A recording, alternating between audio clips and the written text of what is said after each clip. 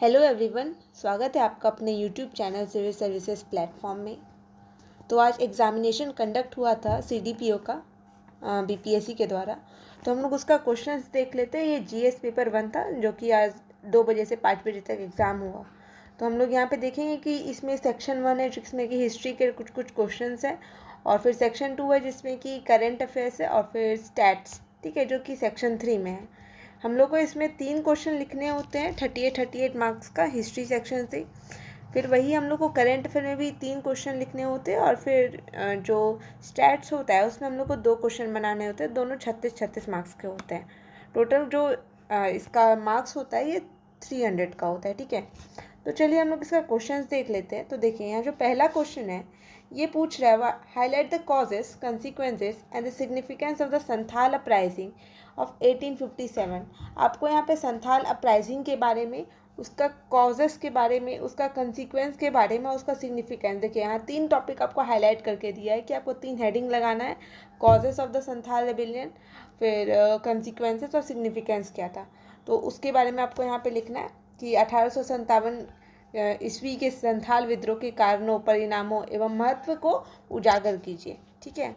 Second question है, critically examine the growth of the technical education in Bihar from 1857 to 1949।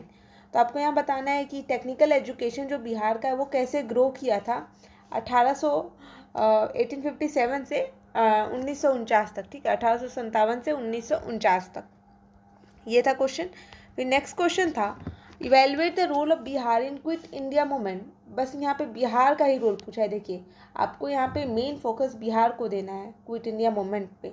यहाँ पे आप ये नहीं लिख सकते कि पूरा इंडिया का विवरण दे दे, वो नहीं करना है, मेनली बिहार पे फोकस करना है, ठीक है। यही होता है कि आप क्वेश्चन का डिमांड को कैसे मीट करें, तब आपको जो एग्जामिनर है वो आपको मार्क्स भी देगा, वरना नहीं देगा, मतलब बहुत कम मार्क्स देगा वरना, ठीक है। नेक्स्ट क्वेश्चन है, discuss in detail the Patna कलम पेंटिंग। पटना कलम चित्रकला का विस्तार में विवेचन कीजिए। तो आपको ये बताना है पटना कलम कैसे ओरिजिनेट हुआ, कहाँ से आया, क्यों आया, ठीक है, क्या क्या इसका फीचर्स था, फिर क्यों ये डिक्लाइन करके आपको इसमें सब कुछ बताना है, क्योंकि ये डिस्कस लिखा हुआ है, ठीक है। नेक्स्ट क्वेश्चन है, describe the salient features of the modern art. यहाँ पे आपको मॉडर्न कला जो है, मौर्य कला, उसके बारे में इसका सेलियंट फीचर्स बताना है, ठीक है। नेक्स्ट क्वेश्चन है, right short notes on any 2 of the following. इसमें कि आपको चंपारण सत्याग्रह, ठीक है, चाहे आप चंपारण सत्याग्रह पे बताओ, पाल आर्ट पे बताओ, role of Gandhi in freedom struggle, या फिर Tagore role in educational development, या चारों में से कोई भी 2। यहाँ पे तीनों पूछ दिया है आर्ट एंड कल्चर का, एक हो गया पटना कलम, मॉडर्न आर्ट और पाल आर्ट, तीनों क्वेश्चन है यहाँ, ठीक है। फिर सेक्शन 2 आता है करंट अफेयर। यहाँ पे हम देख सकते हैं कि श्रीलंका का क्वेश्चन पूछा गया है। ये अभी जो ऑडिटर का एग्जाम हुआ था उसमें भी श्रीलंका से क्वेश्चन था। तो वही है कि assess in detail the condition responsible for the present socio economic and politico socio and economic situation in Sri Lanka. आपको डिटेल में बताना है, ठीक है, किस चीज़ के लिए, पॉलिटिकल, सोशल और इकोनॉमिक कंडीशन, ठीक है, उसके बारे में आपको पूरा अच्छे से विवरण करना है, उसका मूल्यांकन करना है, ठीक है। नेक्स्ट क्वेश्चन है, review the effect of plunging value of Indian rupee compare to the US dollar on the economy of India and suggest the possible measures to regain the value of rupee. तो ये हुआ था अभी हाल में कि India का जो रुपी है वो बहुत ज़्यादा गिर गया है, यूएस डॉलर बहुत ज़्यादा उठ गया है। तो आपको उसी के बारे में बताना है कि उसका इफेक्ट क्या होगा इंडियन इकोनॉमी में, ठीक है, और आपको मेजर्स बताने हैं कि हम लोग कैसे जो रुपया है उसका वैल्यू को रिगेन कर सकते हैं, ठीक है। ये क्वेश्चन था। नेक्स्ट क्वेश्चन था, why is Indo Pacific region so important. जो आपका हिंद प्रशांत क्षेत्र है वो इतना महत्वपूर्ण क्यों है, ठीक है, ये बताना है।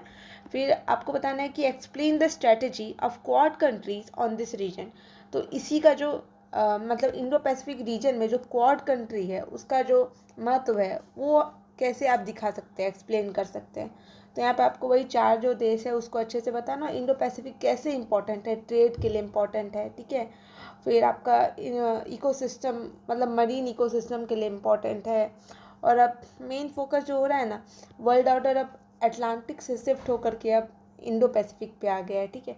तो ये भी हम लोग बता सकते हैं, क्योंकि अब जो डेवलप्ड कंट्रीज़ तो का तो हो गया ख़त्म, बट अब डेवलपिंग कंट्रीज जो कर रहे हैं ना दुनिया का, उस पर अब नज़र है, चाइना पे, इंडिया पे। Both the major developing countries are in India, मतलब are in Indo Pacific area. Okay, तो आपको ये इलाबोरेट करना था। फिर हम लोग नेक्स्ट क्वेश्चन देखते हैं कि is the time has come to empower United Nations Organisation for global peace discuss in detail. तो यहाँ पे यूएनओ का जो ग्लोबल पीस है उसको हम लोग को बताना है कि क्या अभी वो समय आ गया है जो हम लोग को इसको एम्पावर करना होगा। तो उसी को हम लोग को डिस्कस करना है डिटेल में, क्योंकि अभी देखिए यहाँ पे आपको लिंक करना है इसको रशिया यूक्रेन से, कि कैसे रशिया यूक्रेन में फाइट हो रहा है। ये बस रशिया यूक्रेन का नहीं है, ये नाटो देश और पूरा रशिया फाइट कर रहा है, ठीक है। और जो यूक्रेन है that is just a battle ground, वो बस एक बैटल ग्राउंड है। और जो लड़ाई हो रहा है वो पूरा नाटो देश और रशिया के बीच में हो रहा है। तो यहाँ पे आपको इसको लिंक करके बताना है कि यूनाइटेड नेशन ऑर्गेनाइजेशन का अभी हम लोग को ज़रूरी है कि उसको हम लोग एम्पावर करें ताकि ग्लोबल पीस मेंटेन हो, ठीक है। फिर नेक्स्ट क्वेश्चन है, there is no proper plan for the Bihar state to get expected relief over the natural disasters. In this regard present a plan with justification. ये बहुत इजी क्वेश्चन, बहुत ही applied question है, ठीक है। इसमें आपको बताना है कि जो बिहार स्टेट है वहाँ पे बहुत ज़्यादा नेचुरल डिज़ास्टर आते हैं, जैसे कि अर्थक्वेक आता है, फ्लड आता है, ड्रॉट आता है, ठीक है। आपको इस चीज़ के लिए एक प्लान बताना है, मतलब एक ऐसा प्लान जो कि सबको मद्देनज़र रखे। तो हम लोग कोई भी प्लान का नाम दे सकते हैं, कोई भी स्ट्रेटजी बना सकते हैं, like integrated disaster management programme, ऐसा कुछ नाम हो जाए, ठीक है। फिर आपको उसमें मेजर्स लिखना है कि हम लोग फ्लड के लिए क्या कर सकते हैं, हम लोग अर्थक्वेक आता है तो क्या कर सकते हैं, ड्रॉट आता है तो हम लोग को फूड सिक्योरिटी पे ध्यान देना होगा। तो ऐसे करके आप लोग इसका आंसर लिख सकते हैं बहुत बढ़िया तरीके से। तो ये क्वेश्चन था। अब अगला सेक्शन है स्टैट का। तो आप यहाँ पे इसका क्वेश्चन देख सकते हैं कि स्टैट से क्या क्या क्वेश्चन पूछा गया। एक तो ये पाई चार्ट वाला है, फिर आ जाता है आपका ये लाइन ग्राफ, ये क्वेश्चन है। फिर यहाँ पे मिक्स ग्राफ है जिसमें बार ग्राफ और फिर पाई चार्ट को मिला करके दिया गया, पूछा गया है, ठीक है।